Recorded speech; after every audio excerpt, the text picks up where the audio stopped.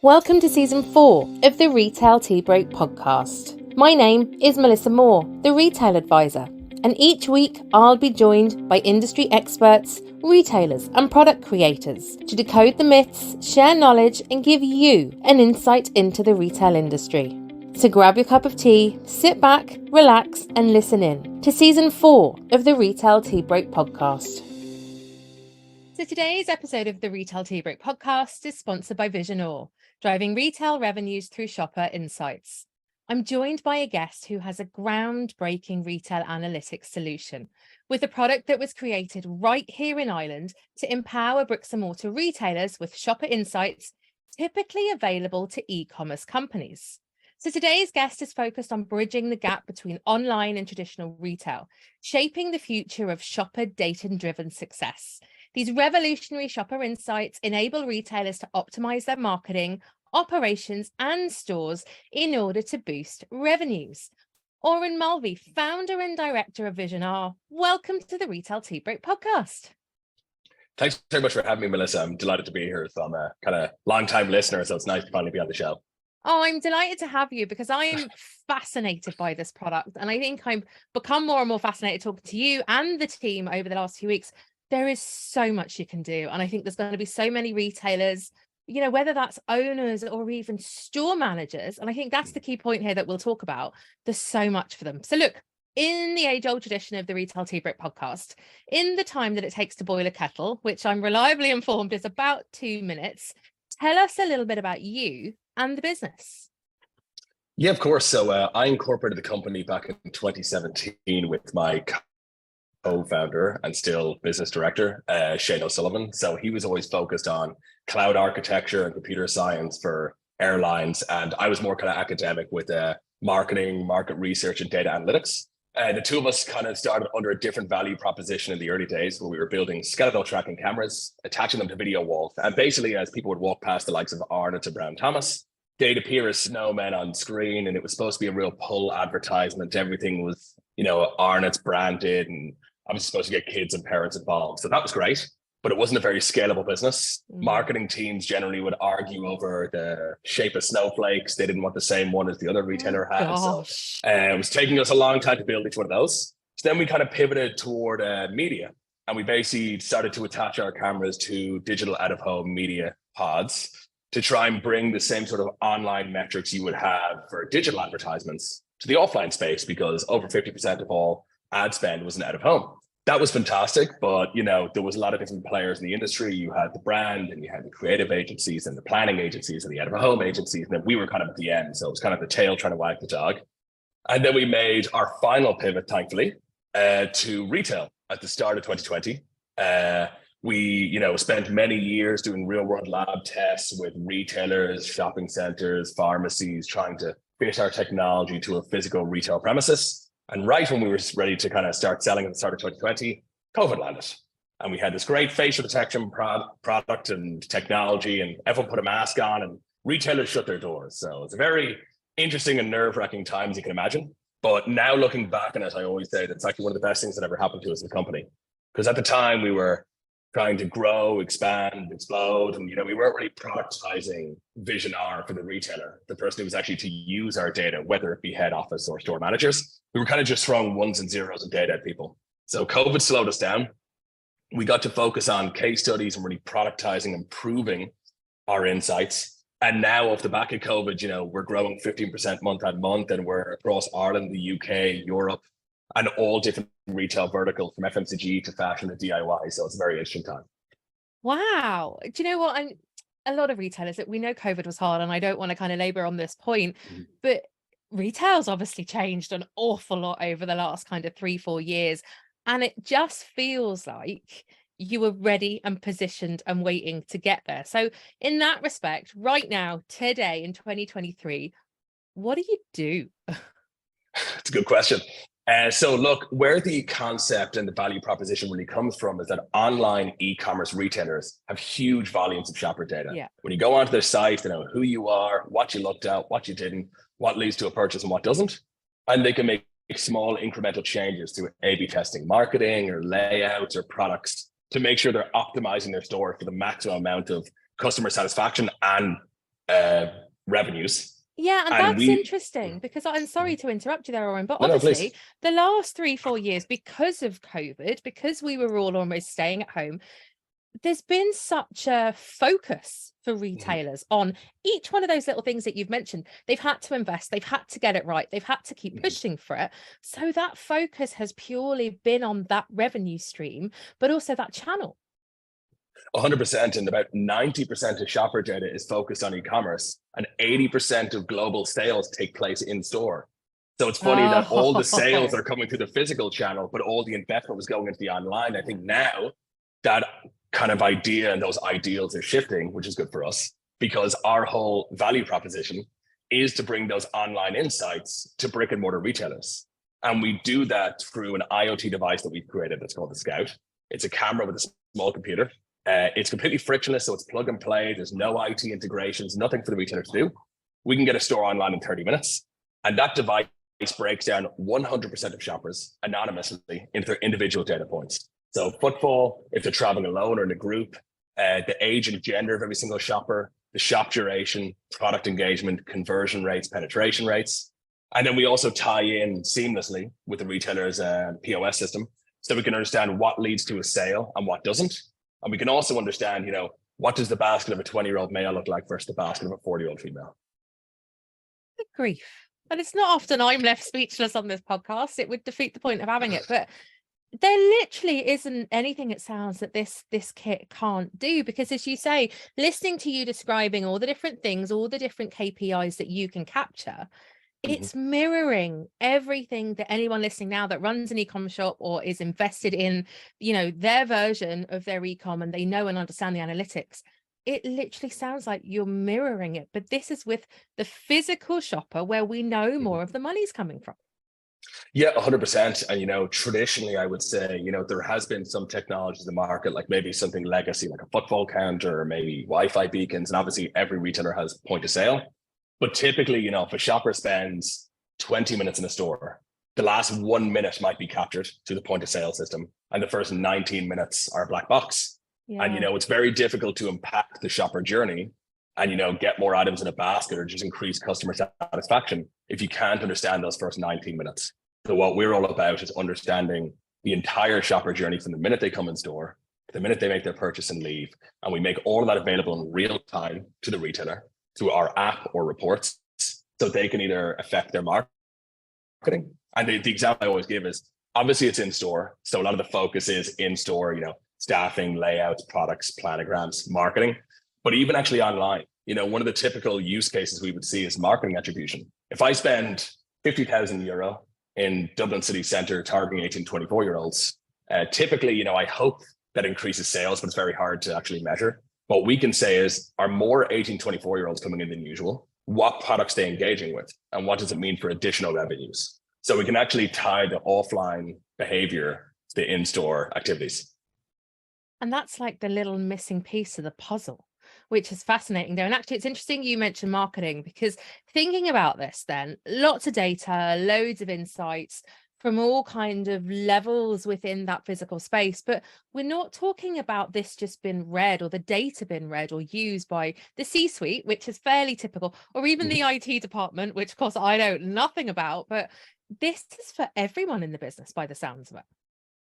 Yeah, 100%. So when we actually started to design the product back in, 2018, 2019, doing all these lab test development, banging our heads against the wall, our concept was to give it to the likes of, a Diesel Fashion or Spar, and they would use it to manage, all 400 locations, track every shopper live up to 2 minutes, influence their marketing, their operations, their trading, and their buying. But what we realized over time was actually the solution is so out of box and so frictionless to the customer. And then our data is so transversable for every type of retailer that we can also sell to the retailer on the street who's got one site, or obviously give it to the managers who are managing these locations for the day-to-day operations. Labor churn at the moment is obviously an issue for every single retailer on the planet, regardless of region or vertical. And they're even using our information to say, okay, if I have 4 people out at lunch and my conversion's 80%, which is our usual, but then if I reduce it to 3 people, is the conversion, is there any change?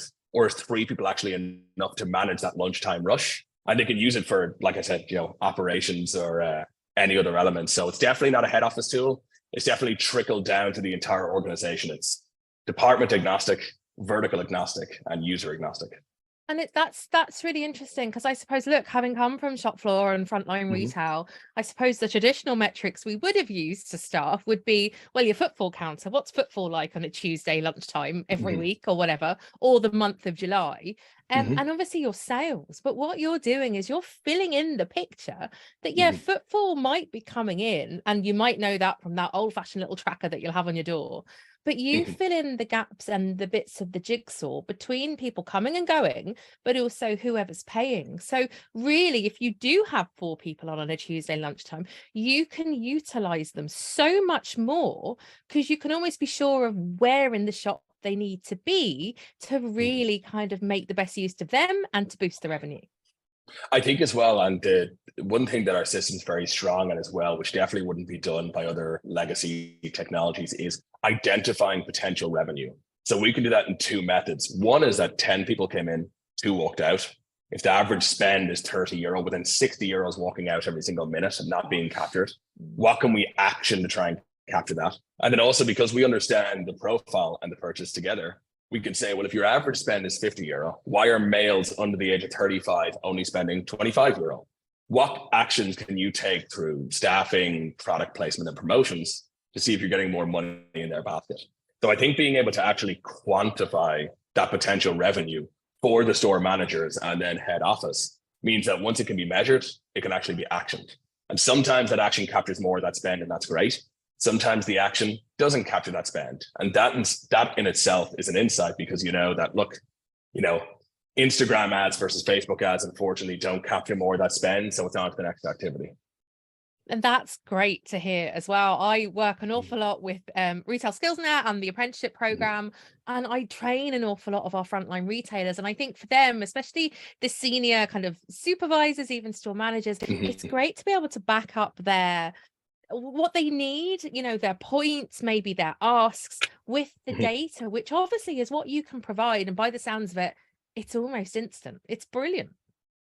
Yeah, and like we've got case studies with Spar proving a 12% uplift in sales and 25x ROI for the system, and it's some very low touch actions.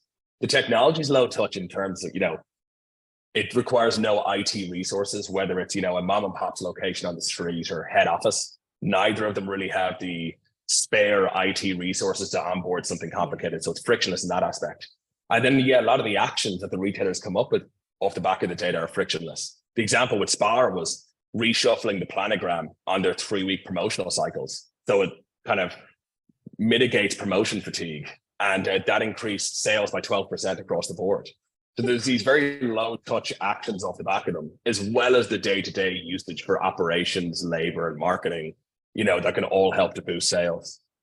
I love that. And I love the fact as well, like, it is a planning tool. Like, you really can. You've mentioned it. We know there's a staffing crisis for retail here and abroad. But actually, if you can trust the data, which you can, because of course it becomes historic, then you really can plan ahead in the proper way. But I have 2, and they're niggling me. I have 2 questions. The first one, and everyone that's listening will know this for sure, because I talk about it all the time. I am not a tech expert. I love frontline retail. You know that, most people do. But in that respect, and I know you alluded to it earlier, but for anyone listening who, like me, doesn't get this stuff, how does it actually work? Yeah, so that's a good question. When we were getting started off in the early days, we looked at other things in the market and we said, there's football. That's obviously great. It's adaptable, but there's not a lot of data. And then you've other things though, like trying to leverage CCTV to understand age and gender. And that in itself, we're not really CCTV experts. It's weird with privacy. There's a lot of memory. So why don't people just put a device into retail? That seems like the obvious answer. The answer why people don't is because it's a nightmare. There's power fluctuations, internet problems. People put up decorations in front of them during Christmas and all these other things. So we spent many years in development of the actual models that we use and many years developing the hardware. And essentially, from a simple aspect, we have this device, which is a camera, a small computer, and a power cable. It's very small, so it doesn't take up a lot of space, even in the ceiling. That just requires power to function. And then we use what's called edge processing which means that we train models. So a model to understand footfall, a model to understand people traveling together, a model to understand age, gender, dwell time. And we train those models to live on the device locally. And then basically, if it's set up at the entrance, as somebody walks into the store, our device will see them. It won't save the photos or videos, but it'll run the models over a live image. And it'll say, oh, looks like a person traveling alone, looks like a man, looks like they're 25 to 30. And then it'll basically track them 15 times a second, every second they're in frame. So people often ask us about the accuracy. So if we say, if it was guessing once, it's probably high 80s.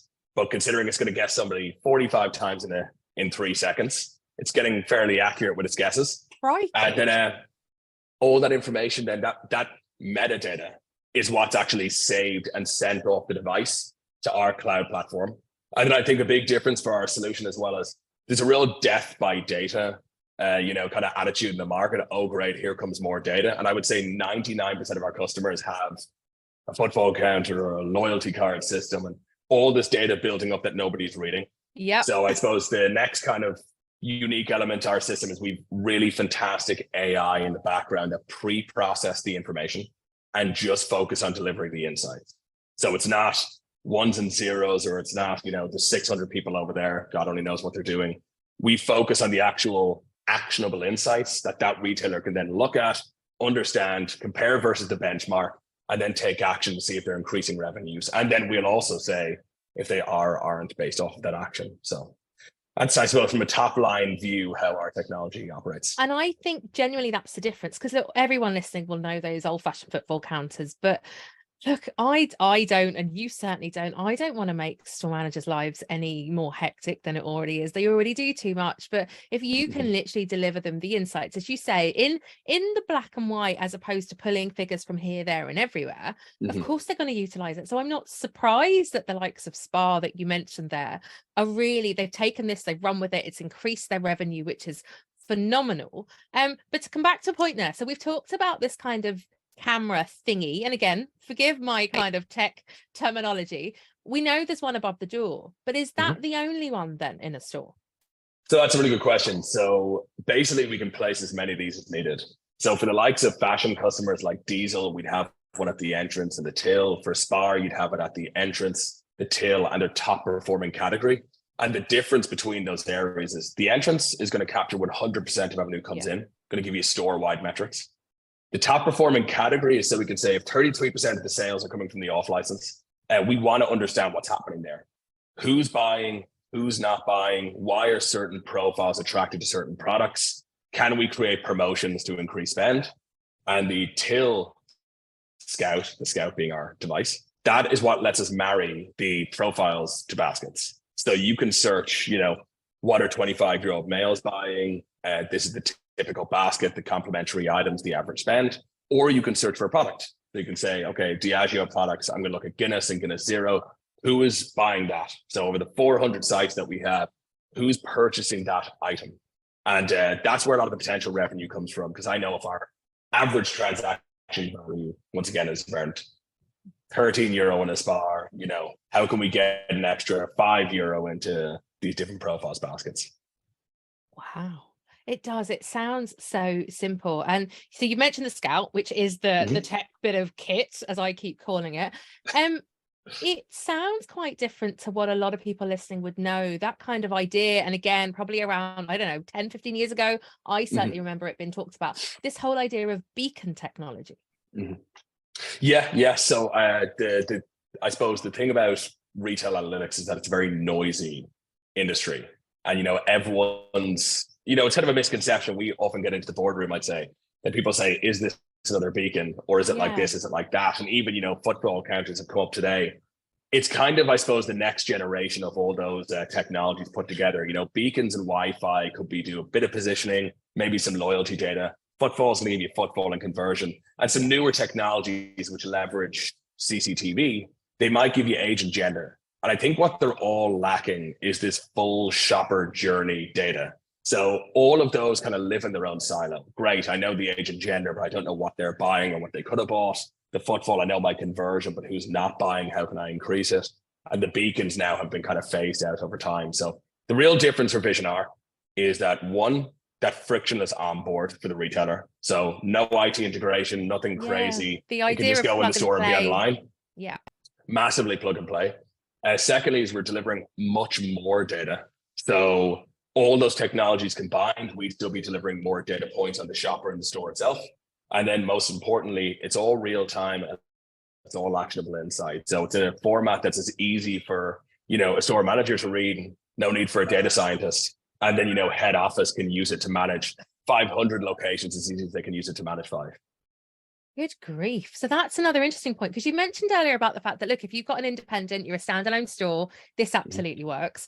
You've obviously mentioned Spar a few times, where, and everyone will know that, have shops all over the country. There's so loads of them. So in that respect, it doesn't matter whether you're buying for one store, you still have that same level of analytics and, actionable insights, which is so easy to use and so important. But actually, if you have a group, if you have more than one, you're obviously then able, I presume, to collate all that information from your various stores and kind of maybe then, I presume, again, figure out what's going on, what's working in either a location, or how maybe against each other they're trading.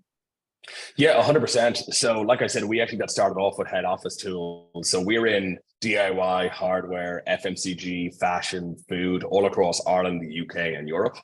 And well, one, obviously from a head office perspective, it's, say marketing, nationwide campaigns. Well, how is that affecting my different stores? If I've got different store segmentations that attract a different type of shopper and different type of shopper spend, are the nationwide marketing campaigns as effective there versus super localized campaigns? And then also to go to the actual managers in the stores, will allow them to do global peer insights. So if I'm in, 400 stores and I want to actually show my manager their store's information, how many people are winning off the street, what's the conversion, what's the spend. I also want to show all my managers in the greater Dublin area, what the typical footfall is, what the typical conversion rate is, how long people spend in store, and the ATV. So the managers can actually see versus their peers in the same brand, how their store is measuring up to see, are they on par? Are they doing something more, or are they doing something a little bit less? And they need to action that. And that's great. And again, as you said, this is quick stuff. This isn't, because I have fears, and I'm getting flashbacks as you're talking, of like scrolling through data on a screen, or that's been printed off for me, that I haven't got time, to be really honest, to read, because I'm running around a store doing other things. And it's the same for head office employees right now. So it's great that you do all the work. Let's be really blunt here. You guys do the work. You're delivering the insights that are ready to be actioned. And that seems to take the difference. But also, I love the idea then that you've taken all that random information from all those silos, which again, over the years, I know how time consuming it is to start pulling from this system and that system, and even reading a footfall counter, which I know most of them are automated now, and that's fine, but we don't have time anymore. So this literally seems to pull everything together, but deliver it to you in such a simplified, easy to use format. Yeah, and so I'd say on an average basis, obviously C-suite level individuals and head office, we obviously have the app, which is live, view every single site, select individual stores up into the minute, but we also send them automated reports. So unfortunately, the C-suite level executives don't like to log into something. So we send them one-page reports. We can basically collate all the information from 200 stores into 10 metrics they want to see nationwide on a sheet. Wow. So they can carry that into their team meeting on a Tuesday morning. The managers in the stores can keep the app open all day on their desktop or even their mobile device to see how the metrics are shaping up versus the exact same hour from the same day last week. Are we on par? Is something wrong? Is the category over or underperforming? And then we've even sent texts out in the past. Like area managers in a fashion brand, they might look after 7 stores. So on a Monday morning, they get a text to their phone for last week saying how each of the stores measured up in terms of footfall, conversion, time spent, profile, and spend. So we're very flexible, not only in the way that we set up the devices, we're also flexible in the way that we deliver data, because even though our technology is doing the same thing for every single retail premises, every organization is slightly differently. So we map it to them. You really are meeting the needs of your customer, aren't you? By the sounds of it, you're communicating in the way they need it, not in the way that you kind of want to deliver it, which again is very different right now. But look, kind of second last question, and it would be remiss of me not to go there, because I'm sure people are thinking it as we talk. Consumer privacy, huge issue right now. Doesn't matter what sort of tech they're looking at. So should the consumer be worried about privacy when it comes to VisionR? And actually, even from a retail perspective, should they be concerned that their consumers are a little bit worried about this stuff right now? Yes, look, this is a really good question. And when we were first developing the technology all the way back in 2017, obviously our whole focus was how can we create a solution that can derive meaningful, rich shopper insights from 100% of shoppers in a privacy conscious manner. So not a very easy task, as you can imagine. And at that time, privacy regulations had just come into law. But that was actually to our benefit because we never built a technology that wasn't privacy conscious that we had to pivot to. From the get-go, we had to build it that way. So the first thing I'll say is that we are GDPR compliant and we collect no personally identifiable shopper data. How we do that is something I referenced earlier on in the conversation, which is edge processing. So back in the day, some legacy systems that would have been in America, they would have used facial recognition. They would have seen Melissa's face, taken a picture of it, held it in memory, and looked for you again to say, Melissa's gone from A to B. And, even though they don't know that that's Melissa, your image and your picture is your personal information. So the way ours works is that it takes no photos or videos. It processes a live video stream. And the only thing that comes at the back of that is the anonymized metadata. And that's what's saved and sent. So I always say to people, even if someone managed to tear one of these things off the ceiling, run home, get past all the layers of security, all it would say is that 2,000 people were here today. Here's the age and gender of each one of them. And, this was the kind of behavior they had in store. And even if I were to go back to the same store every single day at 9:02 and buy the exact same thing, it would never know that it's me or Mulvey or even the same shopper. It would be a male, 25 to 30, and this is what they bought. We're basically all about using 100% of the crowd data to boost revenues. And, loyalty card data and some other methodologies are obviously fantastic personalized information, but it's personalized information on 20% of your audience. We're all about rich shopper data on 100%, but in an anonymized fashion. And that's really good, I think, to clear up and to talk about, because there is that fear right now. But by the sounds of it, as you said, they're never going to know it's me. They might track what I'm shopping and spending, but no one can ever tell anyone about that, which is really lovely to hear. And I think it just gives that clarity, because again, I think there's an awful lot of confusion out there, as to what this sort of tech is and how it's used and to how kind of my privacy has been exploited, but it's not at all by the sound. And I think that's very clear, and it's really good to make that point. Yeah, and I think as well, the only ever danger, I suppose, is the misconception of our technology. Like if you go onto a website or if you stop and give a 1-minute survey in the street, they have more personal information than you that we can ever possibly have. Our information is completely anonymized, and we've gone on TV, radio, newspapers, podcasts, and we've spoken about this, very forthcomingly since about 2018, and we've never had any negative feedback from it. And I think it's because once it's understood, they understand how anonymous the information is. But even while being anonymous, there's a huge amount of value for retail organizations to understand just where is there a problem in store? Where is there an opportunity to make more revenues? And how are my shoppers interacting with my layout? And can I make it a better experience for them? So there's a way to have it, not infringe on people's privacy and add a huge amount of value to the retailer. And luckily, we found that sweet spot. And it sounds so exciting. It really does. God, I hate to ask this question then, Oran. Final question. What's coming up? And God only knows how you're going to answer this. What's coming up for you and the business over the next 6 months? Yeah, look, it's been a very exciting 6 months. Like I said, we've been kind of doing 50% month-on-month growth.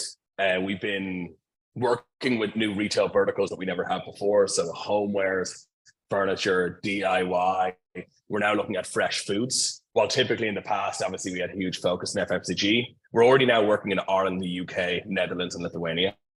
So I think in the next 6 months, we'll be looking at new regions and new verticals that we can move into. There's also a huge focus to continue expanding our technology. Right now, we feel that we've quite an advantage in terms of what we can deliver to the retailer and how we can deliver to it. But we also want to bring in more technologies to understand what people are doing at the shelves more, if they're engaging with physical products.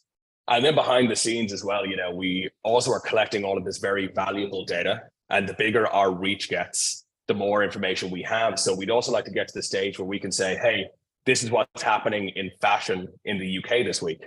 This is how the profile is changing. This is what sort of, products people are engaging with, how long they're spending in store. So we want to start offering value to the retail industry as a whole based off the back of our anonymized, pseudo-anonymized information. So I suppose expansion of the technology and expansion of the insights to more retailers. Gosh, how exciting. This really does only feel like the start for you, because there's so much that you can do. And look, most importantly, that you can offer the retailer, who in turn can really support their customer. And I suppose at the end of the day, it comes down to customer centricity, both for you with your retailer as a customer, but you're massively helping them, even though they're busy, they're understaffed. There's so much here that can help them grow their revenue too. So such an exciting time for you. It really is.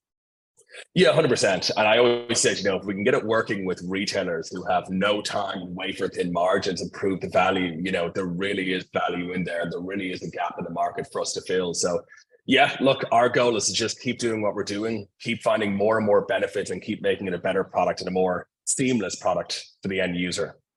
Well, do you know what? If I can understand it, I think anyone can. But look, if you've enjoyed today's podcast, please like and share it, because as we've said, there's so much information in today's podcast. Connect with myself and Oran on LinkedIn, or follow VisionR and the Retail Advisor across social media, and I'll obviously pop the website links in the show notes today as well. So remember, you can listen back to previous Retail Tea Break episodes on your favorite podcast platform, or of course on YouTube. So today, Oran, thanks so much for your time. And thanks so much for having me, Melissa. Like I said, I'm a big fan of the podcast and had a blast. Thank you.